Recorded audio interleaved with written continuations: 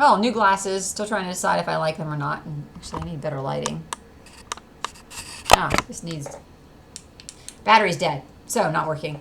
But anyways, I was going to get up this morning and try to do some stuff, writing, organizing my life, etc. And instead, I was traumatized again by Cassandra Taylor, who keeps attacking me and thinks I'm obsessed with her. No, I just don't know who the hell she is.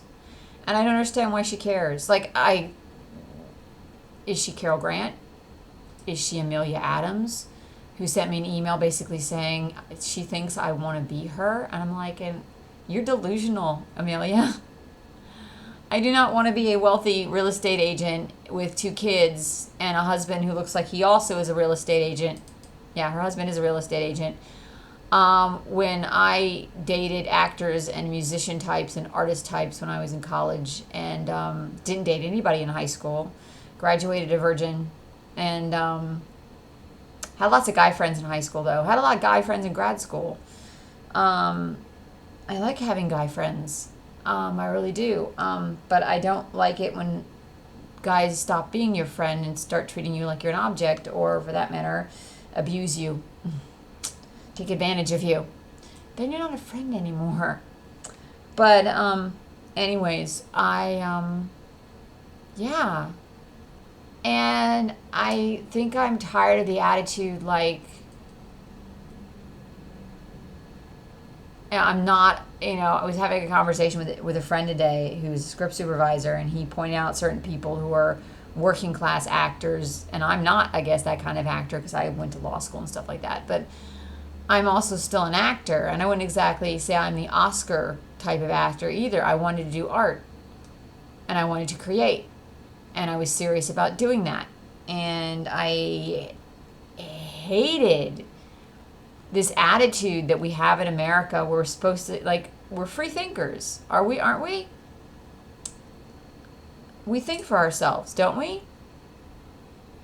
So I don't understand why Cassandra Taylor is wasting her time trying to destroy my acting career and destroy me when she should be living her life wherever she is, because apparently she's in UK.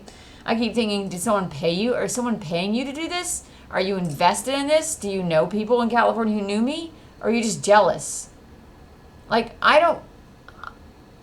And the thing is, whoever it is, they keep bringing up the fact that I threaten them. Which, by the way, is the same thing Amelia Adams said about my parents. And I actually found the threat, I think, that she's talking about. I went through screenshots that I have, and I wished I had my father had cancer. And then he got cancer, actually. And then when he called me up and told me he had cancer, I was like, well, guess what? Now you know how I felt when I had cancer, and you didn't care.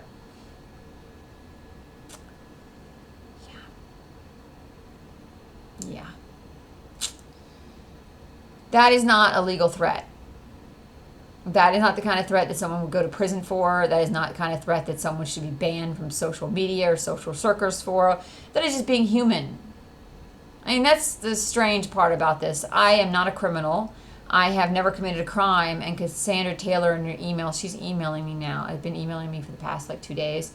And maybe because I went to an event with LeVar Burton, because technically this old mess started when Arnie Starr found out I was being cast on Star Trek as Spock's midwife, and he found out before I found out that I was, it was weird. He knew that I'd been selected for that, and I got the call and was fitted for it, and he was angry because he wasn't on it yet.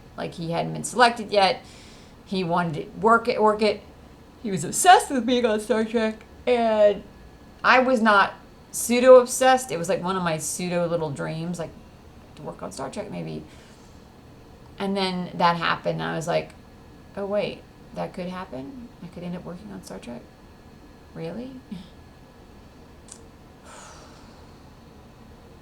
But anyways, I don't understand. And I was talking, and I ran into a friend of mine today, and we're talking about this, and I don't get why someone is attacking me. I don't understand why someone's trolling me. I don't understand why this person is coming after me like this. And I'm an actor. I just don't get it still. Why?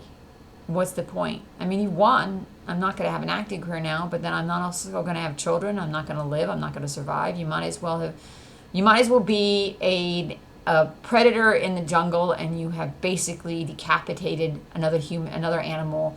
And I'm like, are you feeding off me now? I mean, am I your dinner? It's like Animal, what is it, the 1984 novel, or the novel where all the animals turn on each other?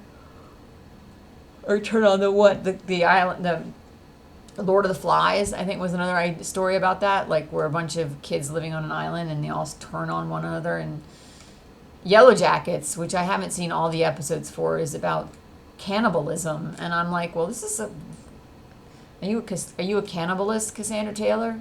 I know you don't like the fact I'm a vegan at all. I don't do drugs. I don't lie on tests. I don't cheat. Like, this whole attitude, this whole thing started with, like, some African American guy from Chicago wanted to interview me on a dating podcast. And at first I said yes, but then the more I listened to his podcast, the more I said no, because I'm like, he kept blaming women for cheating, and he kept implying stuff. And I'm like, I don't want to talk to you if you're going to insinuate that I'm a cheater somehow. Like, if that's what you want to talk about, me being a cheater when I've never cheated. Like, going out with a friend is not cheating. I didn't want Jeremy Gilbreth. I technically didn't want Jordan Marks either, but that's a side issue. Like, I actually told Jordan Marks, move on, and moved on. And I myself moved on. Today I started dating somebody else. So it's like, and then Lee Ryder and Michael Laverne, I actually found the posts I made on Facebook about him and I still would stick to I'm telling the truth. That's how he made me feel. And they may not like it, but it's the truth. And Lee Ryder wasn't there. Like, when I think about it, I met Lee Ryder on the set of Cloverfield. We worked on that set for like 2 days maybe together. And I think that there was one other set. Like, I have a recollection of walking onto a set and him being there and him making a comment, what's she doing here? But I don't know what that set was. And it certainly wasn't like Eli Stone or something. Like, I'm pretty sure that Lee Ryder and I never worked together through Central. We only worked together through Hollywood OS. And he apparently, I didn't know this, lived south of where I live. So he's not even in the TMZ technically. Like, he's San Pedro, which is like a good hour and a half drive away, 45 minutes maybe if you're lucky. It's like being Long Beach-ish, so for maybe even farther than that. Yeah. So it's not like we were even in the same circles. And he shows up on sets with me, and it turns out, though, that he served with Michael Laverne, who's a vet who was Homeland Security. And now I wonder if people who put me on the list, who had me blacklisted by all the casting agents in Disney, wasn't Michael Laverne pretending to be my father or doing it for my father. I mean, whoever trolling me online was calling me a WASP, and yet no one in California knew me as a WASP. I'm not a Catholic anymore, but if I were to pick a Christian religion, I would go back to being Catholic. I would never go back to walking in. I would never, ever be a Protestant Christian. I would never want to date someone who wanted me to go to church on Sunday with him. I just wouldn't. I'd be like, no, I'd rather do something else. Thank you. Which, people who are... Ironically, I think that Lee Ryder would call me a bigot because I don't believe in God. I'm thinking, no, you're the bigot for not letting me be who I am and not wanting to believe in God. Because go to church if you want to. You're not in my life. I don't want you in my life. I don't want you calling the cops and saying we're friends. Friends would have things in common with each other. We don't. You may have done some theater. You may be... you've obviously quit the entertainment industry. If you were working in the entertainment industry, you're working as some sort of military consultant. And I want to be working as an actor because I had a theater degree and a master's of performing arts management, and my entire life was vested in that industry. Sorry, it was. Hollywood puts out these dreams for people where, anybody could be an actor, anybody can do this. But then the reality is, no, you can't. Because you're not allowed if you're not born in California. You're not allowed if you're not born into the right family. And you can work and earn your SAG card only for SAG and AFTRA to play a game where they say, well, we can deny you benefits. It's the equivalency of denying you membership, but you're still a member. And I'm like, great. And yet, according to the SAG Constitution, you're supposed to be specific if you bring up charges. They're not charging me with anything. They're just saying, nope, we don't want you. And I don't want to do voiceover. And I'm not making friends with actors. I mean, I'm not making friends. Then tonight I met a woman who was older than me, and we met briefly, but we didn't really connect. I don't connect with everyone. Like, it's very particular about who I connect with. And it's usually people who are incredibly supportive of me, and then I want to be supportive of them, and it's sort of, it's like I understand, on a subliminal level. It's like we respect each other and don't get in each other's business. Like and I think people are the people who are still connected to me on social media, who are actors, understand that I'm not prying in their business. I just want my life back, and I want the slander to stop. I'm tired. I don't deserve the nasty text messages. I don't deserve the calls. If anything, I feel like Shonda Rhimes is a narcissist who's running a cult now, like freaking Donald Trump. You've got people blindly loyal to Trump, and they're not caring who they hurt in the process with their, loyalty.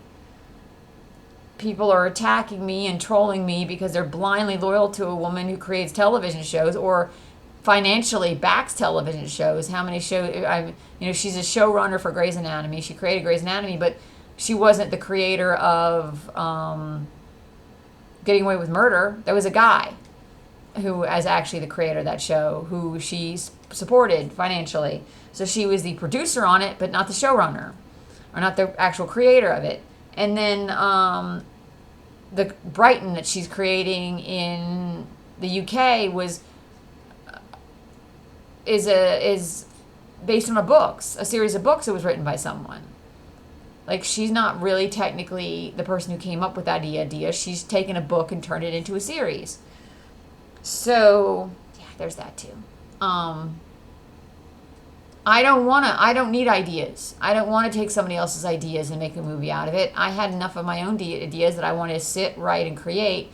And instead, I've stopped creating altogether. And I don't know what the people doing this to me expect, because I'm not going to have children now. I'm never going to get married. I'm never going to go to church. And I am never going to make money now. I can't. I don't care about selling houses. I don't care about accounting. I don't care about money that much. I really never did. I hate it. If I could go back and redo my life, I would have been a psychology or a literature major and a theater major.